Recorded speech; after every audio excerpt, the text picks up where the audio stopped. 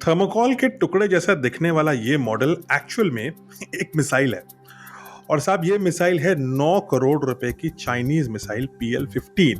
अब दिवाली के किसी पुराने सड़े हुए रॉकेट की तरह ये पाकिस्तान ने छोड़ी तो, लेकिन जा करके गिर गई एक खेत में, और ना ही इसमें कोई विस्फोट हुआ और ना ही कोई एक्शन हुआ। तो ये मिसाइल तो हमें मिल गई, ये बड़ी ही इंटरेस्टिंग मिसाइल है।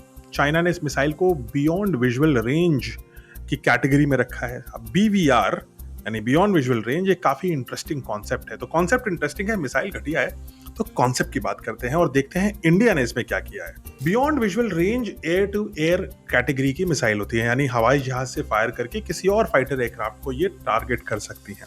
दुश्मन का जहाज आपको देख पाए और आप दुश्मन के जहाज को देख पाए उससे पहले आप रेडार और BVR मिसाइल का इस्तेमाल करके उसे आकाश से हटा सकते हैं। BVR कैटेगरी की मिसाइल 100 किलोमीटर या उससे कहीं अधिक तक के डिस्टेंस पे इनकमिंग एनिमी एयरक्राफ्ट को टारगेट और डिस्ट्रॉय कर सकती हैं। मॉडर्न एयरक्राफ्ट में एक साथ कई BVR मिसाइल्स भी लॉन्च हो सकती हैं। लगभग सारी की सारी BVR मिसाइल्स जो दुनिया में एग्जिस्ट करती हैं वो सुपरसोनिक कैटेगरी की होती हैं, यानी वो हजारों किलोमीटर प्रति घंटे की स्पीड से चलती हैं। कुछ ऐसी BVRs भी दुनिया में बन चुकी हैं जो 300 किलोमीटर तक की डिस्टेंस तक एयरक्राफ्ट को टारगेट कर सकती हैं। अभी तक BVR की टेक्नोलॉजी में महारत हासिल करने वाले 2 देश प्रमुख थे, USA और ऑफ कोर्स रशिया। इनके साथ साथ France, Israel, China, United kingdom और जर्मनी, इन्होंने भी अपनी अपनी BVR बनाई है। हालांकि चाइना की मिसाइल जो BVR है वो थर्मोकॉल का टुकड़ा है या एक्चुअल में चलता है, ये बात चाइना को पता है, पाकिस्तान को पता है, और जिस आदमी के खेत में वो मिसाइल गिरी उसको पता है।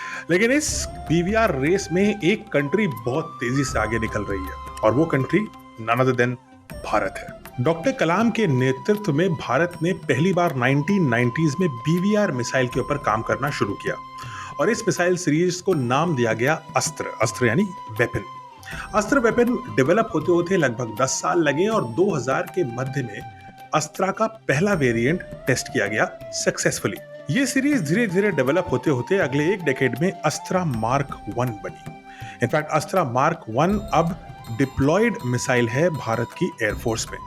अस्त्रा मार्क 1 का जो वॉरहेड यानी इसका जो विस्फोटक सामग्री है वो लगभग 15 किलोग्राम होता है, और अब अस्त्रा मार्क 1 को बहुत सीमलेसली और इजीली इंटीग्रेट कर दिया गया है सुखोई 30 MKI के साथ।